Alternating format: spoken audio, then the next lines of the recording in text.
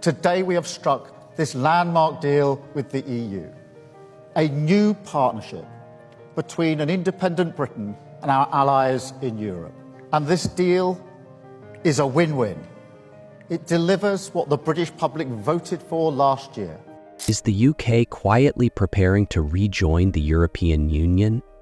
It might not say so outright, not in those words, not yet, but the moves coming out of Downing Street are raising eyebrows across Europe. For years, the political debate has been frozen in place. Remain versus leave, sovereignty versus integration, freedom of movement versus border control. But now, something different is happening. A new UK-EU strategic partnership has just been announced, and if you read between the lines, you'll notice one undeniable trend. The UK is slowly but surely stitching itself back into Europe's framework. After 6 months of intense negotiations, the UK government has unveiled a landmark agreement with the European Union that touches nearly every aspect of British life, from trade and travel to energy, security, and youth mobility. This deal goes further than anything we've seen since Brexit. And here's the kicker: while it respects the red lines drawn after the referendum, no return to the single market, no customs union, no freedom of movement, it quietly rebuilds economic and political ties that were once completely severed. Let's start with the economy, because this is where the deal has the most immediate and measurable impact. The agreement includes a new sanitary and phytosanitary SPS framework. Now, unless you're in agriculture or logistics, that might sound like bureaucratic jargon.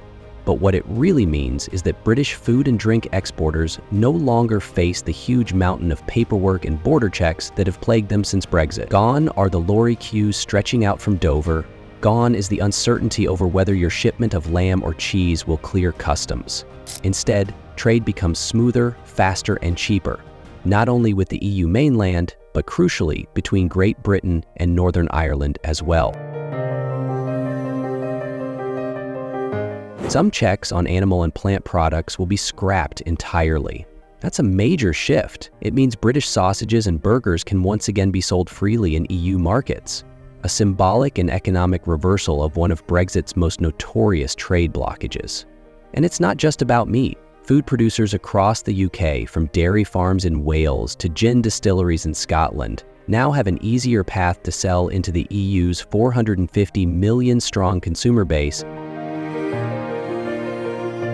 It's projected that these changes, along with linked energy and climate policies, will inject nearly £9 billion into the UK economy by 2040. That's not pocket change. That's real economic growth that filters down into jobs, wages, and yes, your grocery bill. Lower costs for exporters means lower prices on supermarket shelves. In a cost of living crisis, that matters more than ever.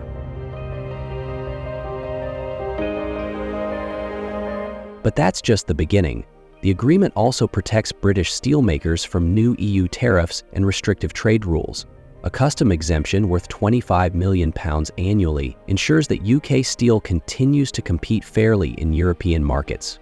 This matters for towns and regions that have been economically hollowed out since deindustrialization, places that were promised Brexit would bring rebirth. This deal helps deliver on that promise, even if it does so by quietly restoring market access that was once lost.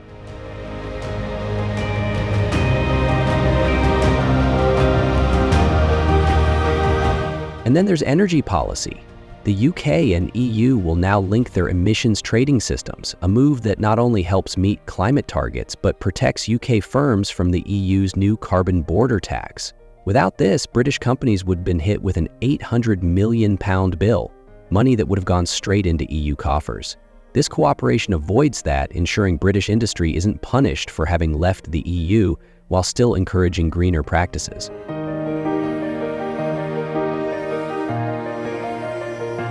Let's move to something every traveler and holidaymaker can relate to: borders.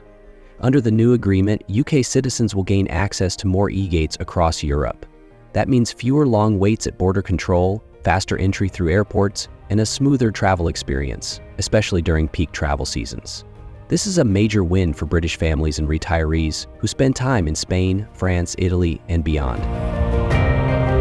And yes, pet passports are back. The dreaded animal health certificates required for every trip since Brexit are being scrapped in favor of a return to simplified documents. This makes it much easier for people to travel with their dogs and cats, especially those with second homes in the EU or those who regularly travel with pet. Security hasn't been left out either. The agreement includes deeper cooperation on data sharing. Specifically, the UK will now enter talks on accessing the EU's facial recognition database. Combined with existing arrangements on DNA, fingerprint, and vehicle registration data, this upgrade could dramatically improve cross-border criminal investigations. In an age where threats are transnational, this move will make the UK safer and more aligned with EU-wide law enforcement efforts. Perhaps most striking of all is the new UK-EU security and defense partnership. For the first time, Britain will be eligible to participate in the proposed £150 billion SAFE fund, designed to strengthen European defense capabilities. This opens up opportunities for UK defense firms, supports thousands of British jobs, and reflects a renewed recognition that when it comes to security, Britain and Europe are stronger together. It's also a strategic shift amid increasing global instability, from Ukraine to the Red Sea to cyber threats at home. And here's where it gets especially interesting. A youth mobility scheme is being discussed. This could allow young Britons to work and travel freely in Europe again on a time-limited, capped basis, similar to existing UK agreements with Australia and New Zealand. While the government insists this is not a return to freedom of movement, it's undeniably a step in that direction. For a generation of young people who've grown up post-Brexit, this could open doors that have long been closed, offering personal growth, cultural exchange, and career opportunities that many thought were lost forever. But of course, this is still a post-Brexit Britain. Prime Minister Keir Starmer has been firm in insisting that the UK is not rejoining the EU, nor the single market, nor the customs union. The government has stuck to the red lines drawn in its manifesto. And yet, what's happening here is unmistakable. This agreement does not tear up Brexit, but it does renegotiate Brexit, piece by piece, function by function. It reintroduces common frameworks, shared standards, aligned systems, and joint decision-making mechanisms. In doing so, it builds a foundation of trust that could, someday, be the basis for even deeper integration. So, is the UK trying to rejoin the EU? Not yet, but this is the most significant strategic alignment since Brexit, and it strongly suggests that the pendulum is swinging back toward cooperation, not isolation. It's a form of re-engagement that's practical, not ideological, quiet, not flashy, and above all, it's popular. Because British businesses, families, students, and workers all want stability, prosperity, and simplicity in their dealings with Europe. This deal begins to deliver just that.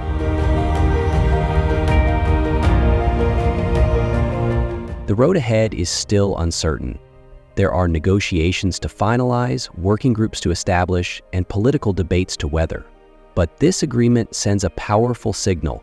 Britain is done sulking in the corner. It wants back in the game, on its own terms. Not to reverse Brexit, but to redefine it in a way that works for today's world.